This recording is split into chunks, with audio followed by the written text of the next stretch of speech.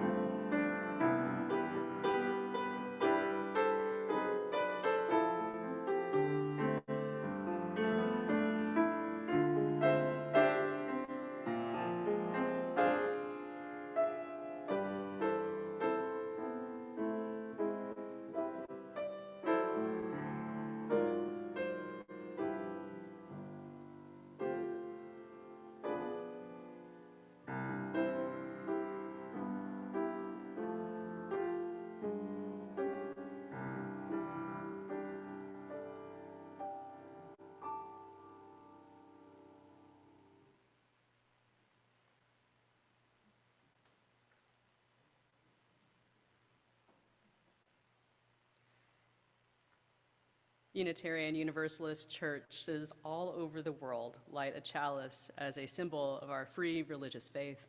Whether we're worshiping here in the sanctuary, wherever you are on Zoom, we join them now. This flame is a beacon of hope. It is the light of passion and the light of logic. As we set aside the chatter of the outside world for this hour, may we find an inner landscape of peace and joy.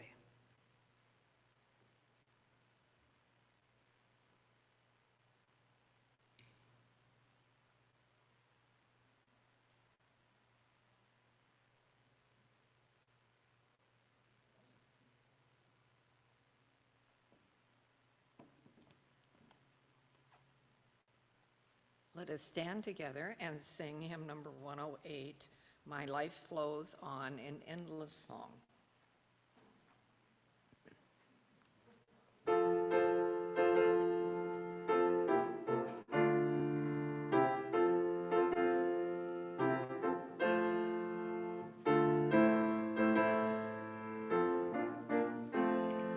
There should be hymnals under your chairs as well. That's not right.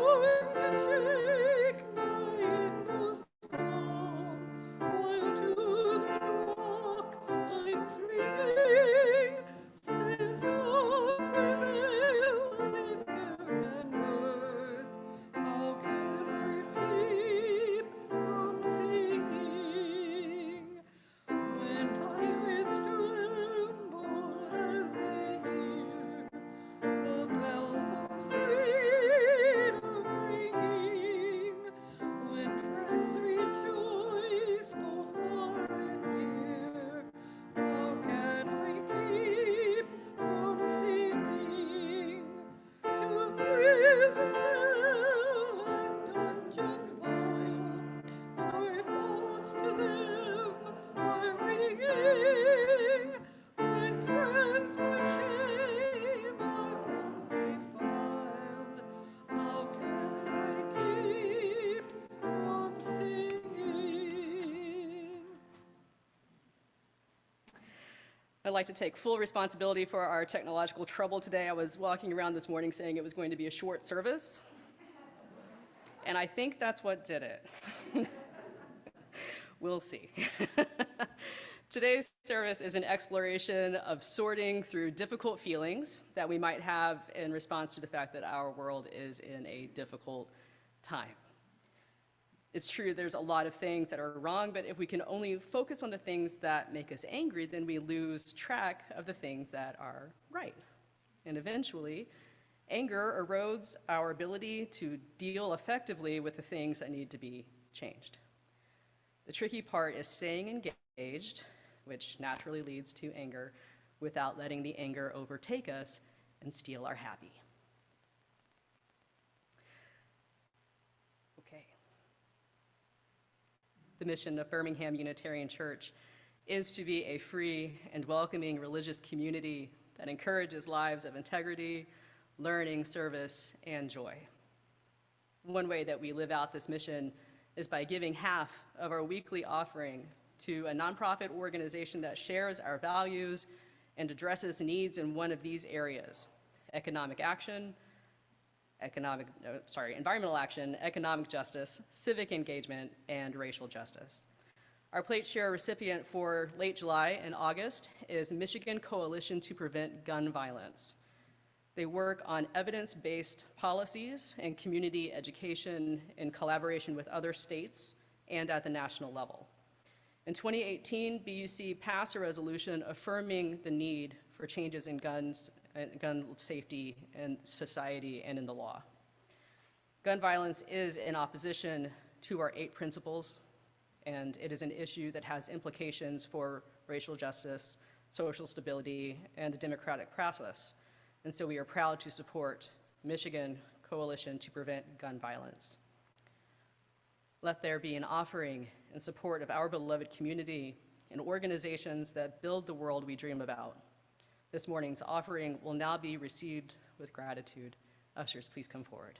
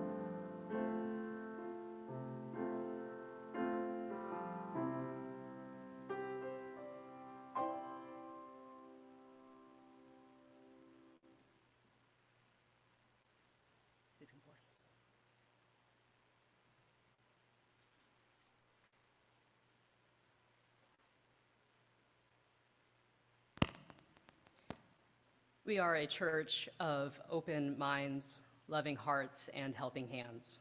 With gratitude, we dedicate this offering to the good works of our congregation, and we dedicate ourselves to its service.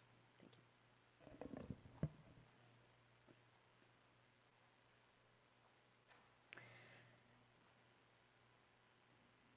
We come to the time in our service that is set aside for prayer, centering, and meditation. We begin with a sharing of joys and sorrows. We have a concern this morning from Kelly Taylor. Kelly says, my mother is having hip replacement surgery on Monday, the 25th. All thoughts and prayers are welcome.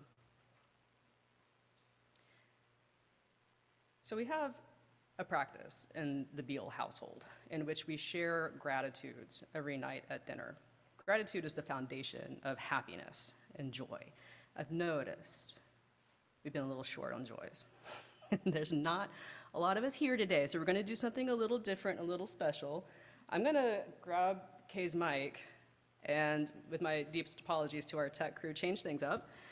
And I'm going to invite you to share a joy, if you'd like. Just one. You have to keep your mask on, please. One joy. There's not a lot of us, so I think we can do this. We don't have forever, but one joy from people, please.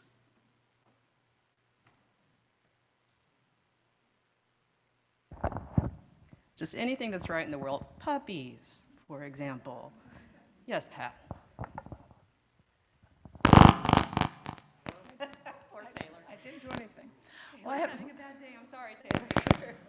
I have a wonderful joy. Our grandson, Kyle Gumbleton, who grew up in this church, is being married next Saturday. Hey. To a wonderful, wonderful young woman. That's great. All right, Susie. My grandson yesterday told me I looked like I was in my 50s. Nice. What else is something that makes us happy? I'm going to go Amy and then Keith. I am happy it rained. Yeah. There's a gardener for you. After months of work, I've finished repainting our basement for the first time in 20 years. I guess I wonder how many times you've started painting it in 20 years. This is the first time my husband Dan has come to church with me in 30 years. Hey, welcome. Glad you're here. Okay, Larry, new friend, and then Harper.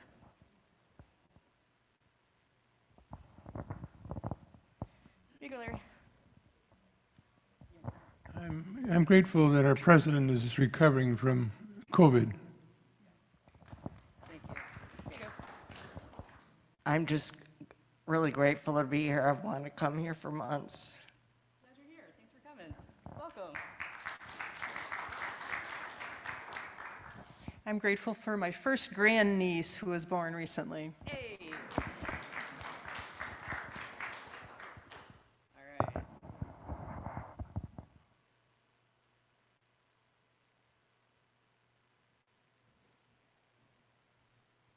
See, there's so much that's right in the world, isn't there? Will you join me in a moment of prayer and centering?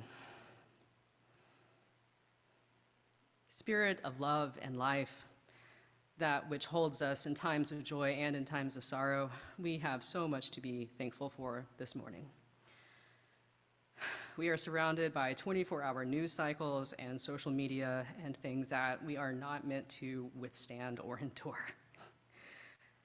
Give us strength, O Spirit of life, to limit the intake. Give us strength to support each other through times of sorrow, and give us strength to speak out those joys aloud. For everything that we see that is wrong, help us remember there are other things that are right. Help us to be some of that right and some of that good, some of that joy in the world. May it be so. Amen, and blessed be.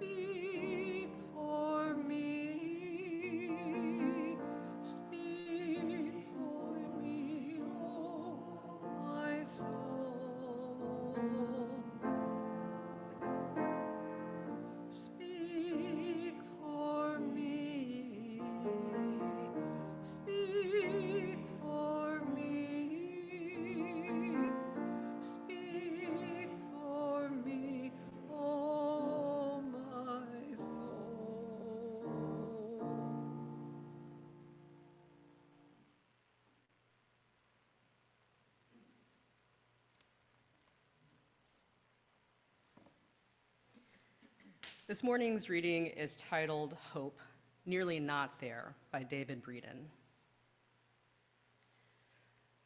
There's no package called hope.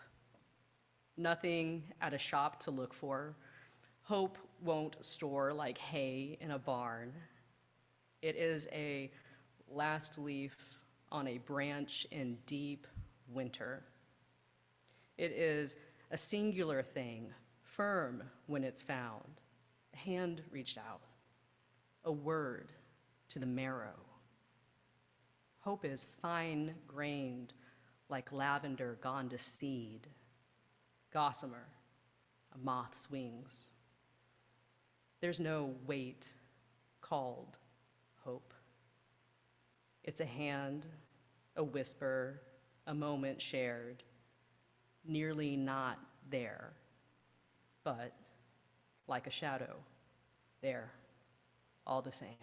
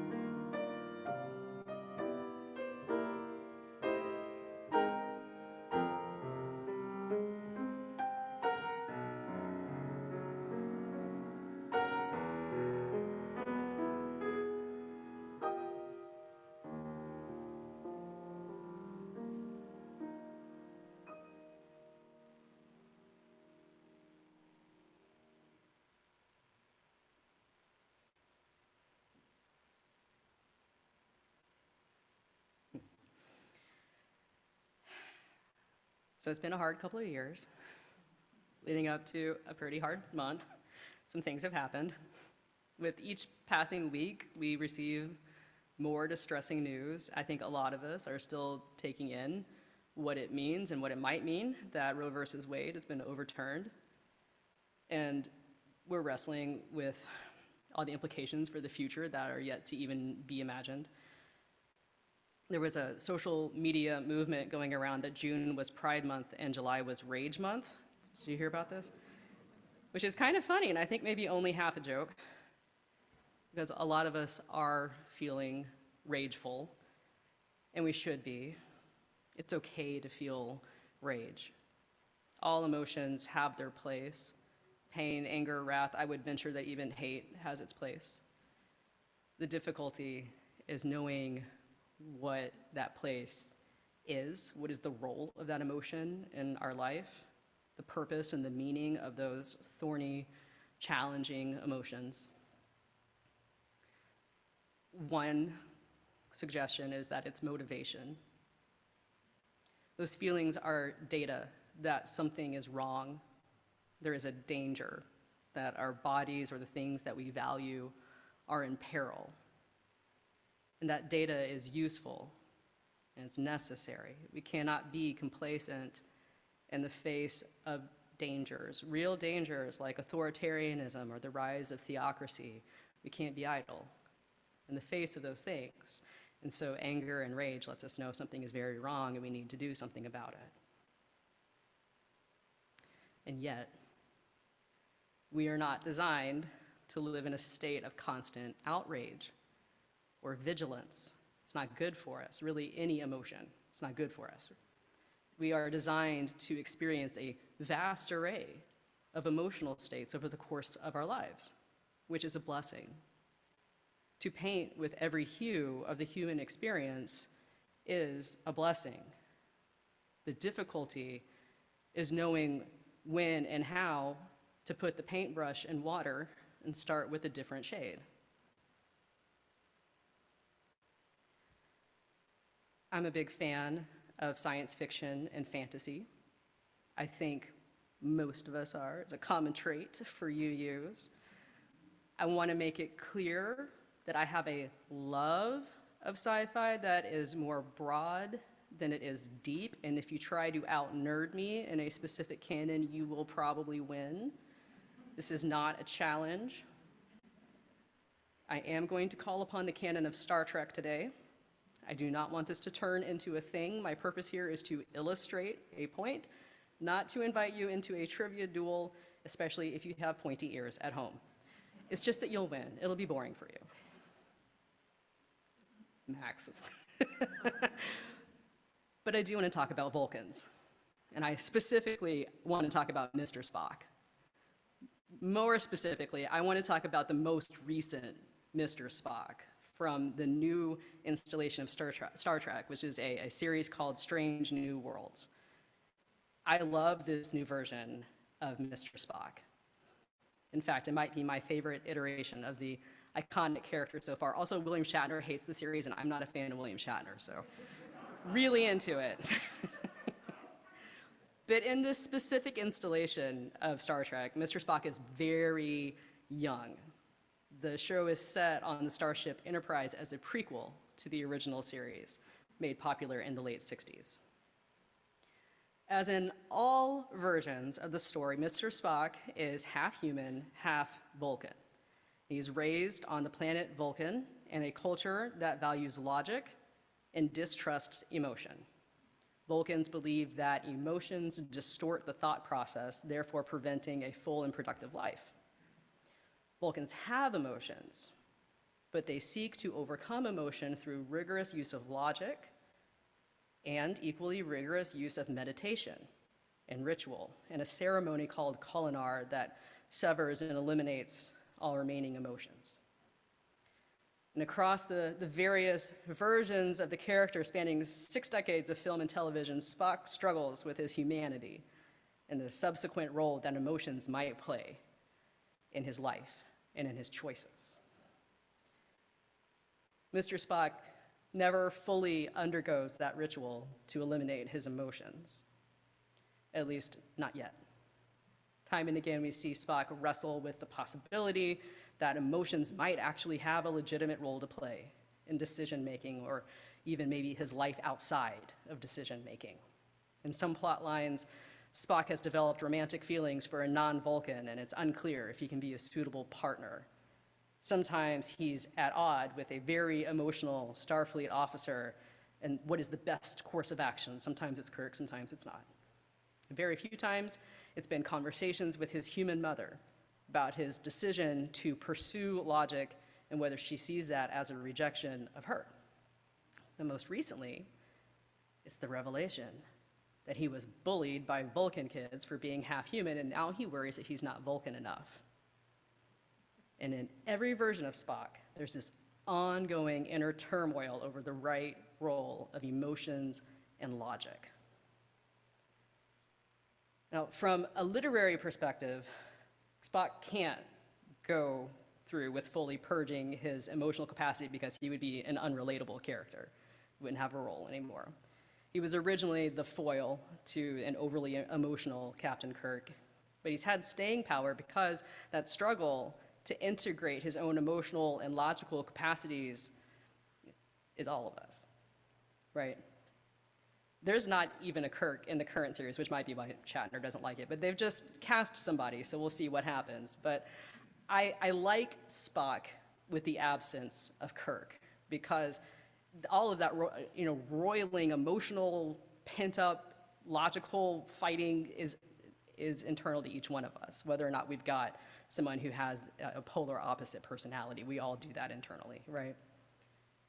If Spock or anybody were to be completely logical, it would be boring, and yet emotions are uncomfortable and they are confusing.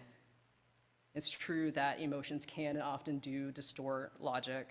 Any one of us can know the experience of being overwhelmed by our feelings, being dubious about how much of a role emotions played in a decision that we've made, or maybe a decision somebody else has made.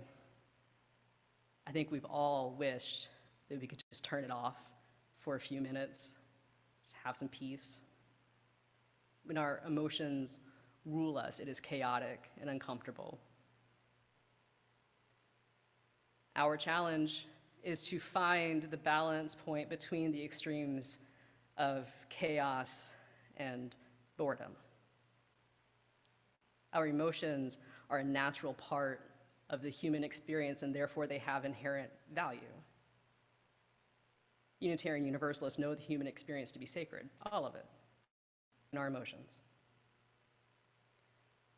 especially when those emotions aren't easy. It's rich ground. What we seek is not to turn off our emotions. What we seek is a reprieve from chaos, rather than that full onslaught of human emotion. We live in outrageous times, and so we are outraged, and yet outrage is not sustainable, and so we are exhausted. Exhaustion can lead to disillusionment, grief, guilt, bitterness, more, hardening. And again, there's nothing wrong with any of those feelings. All emotions have their place. It's just that they're not always comfortable, sustainable, or productive.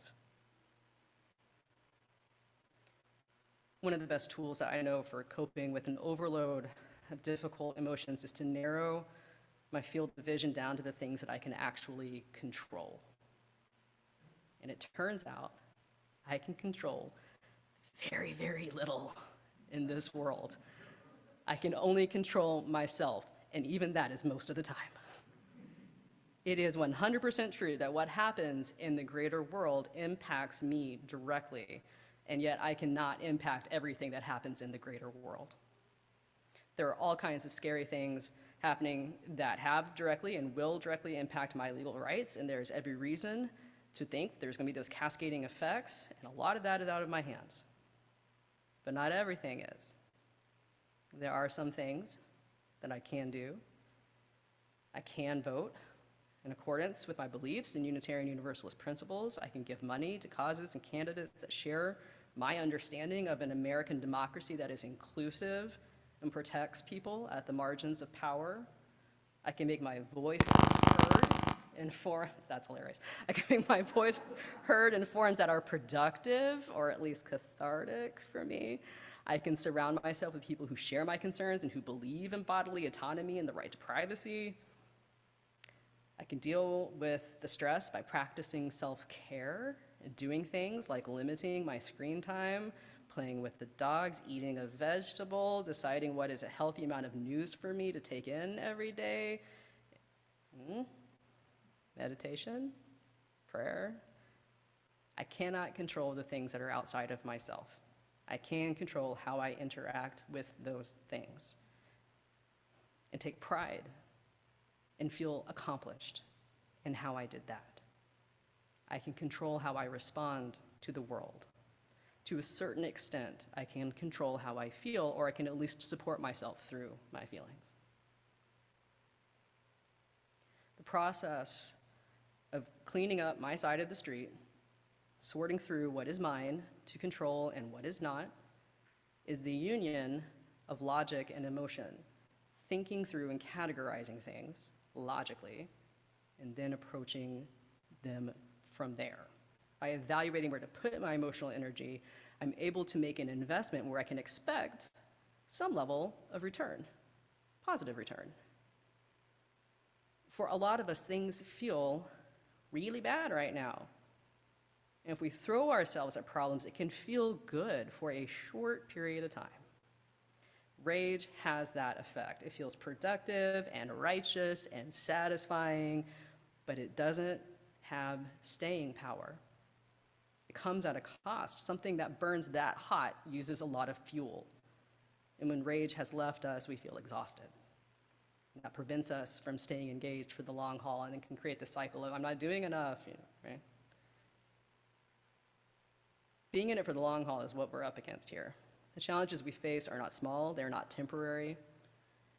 We need that staying power to create meaningful changes that we want in our society. Unitarian Universalism has a dream for the future. We have an end goal in mind. We dream of a world made whole, where people live in peace, with justice and freedom. We believe in the dignity of each person and the right of each person to use their voice in a democratic process. We believe in the power of humanity to create a world founded on equity and compassion. We think we can do that. Let's just not lose our hope for that world in the process of trying to create it. We can't mortgage that for the short term. The world needs us. We need each other. We can't afford to lose a single one of us to disillusionment, cynicism, despair. We don't have that luxury. By keeping our attention fixed on what is within our ability to influence, which is small, we will have the staying power that we need to create large-scale change. May it be so. Amen.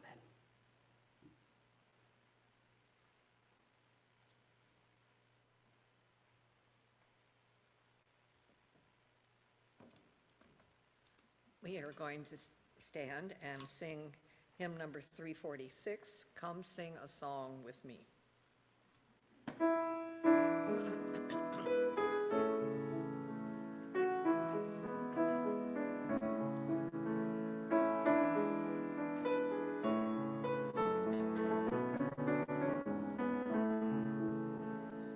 Come sing a song with me. Come sing a song with me. Come sing a song with me, that I might know your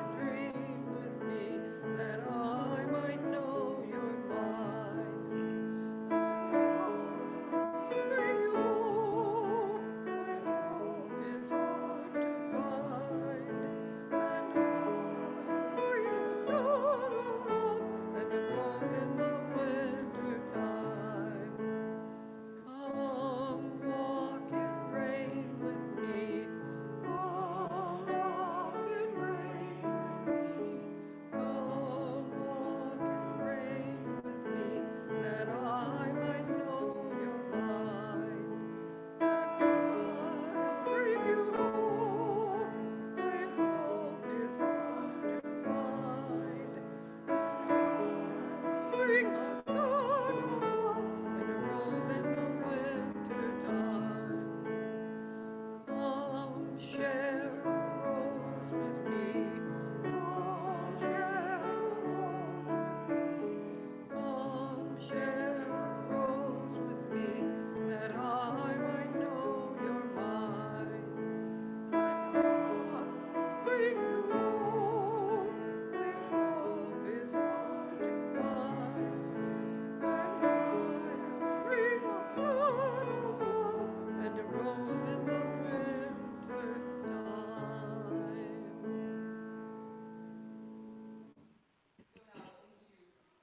Go now into this world as a beacon of hope and joy. Go in love, go in peace. Now that our worship has ended, our service begins. May it be so. Amen, and blessed be.